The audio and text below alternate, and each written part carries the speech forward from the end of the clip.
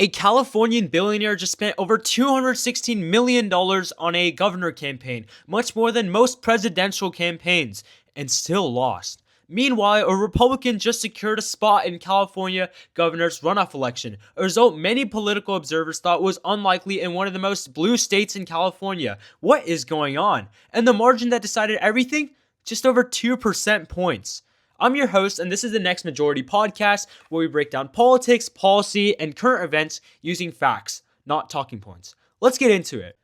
The state of California uses a top two primary system. Instead of separate Democratic and Republican primaries, every candidate appears on the same exact ballot, and the top two finishers, regardless of party affiliation, advance to the November election.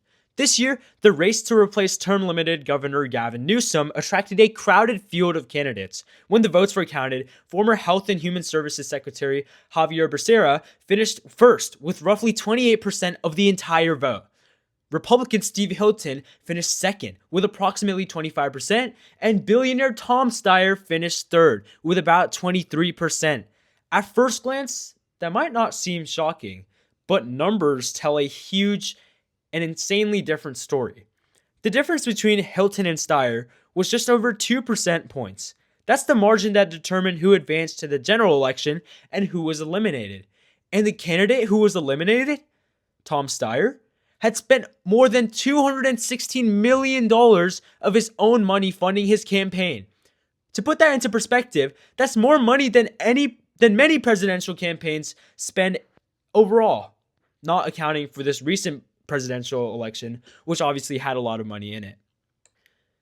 Yet despite all of the advertising, campaign staffing, and statewide outreach effort that $216 million can buy you, it wasn't enough to secure a runoff spot.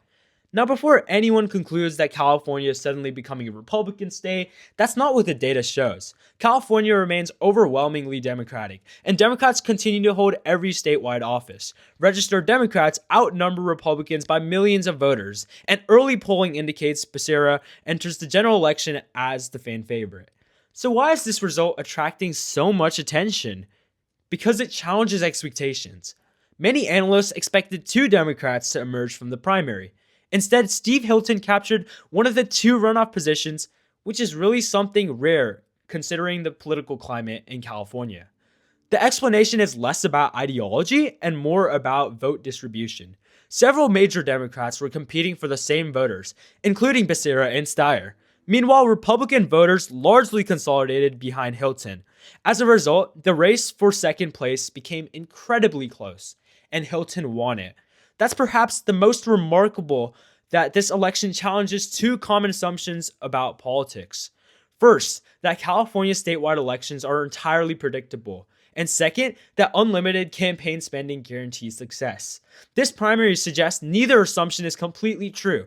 A Republican advanced in one of the bluest states in America, and a candidate who spent over $216 million failed to reach the final round.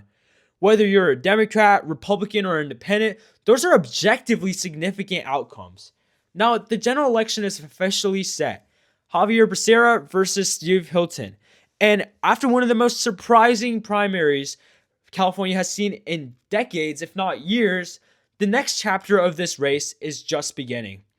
That's the Next Majority podcast, zooming out. And if you like this video, make sure to subscribe and follow for more information and more governor races that we'll be covering as this midterm gets more and more heated.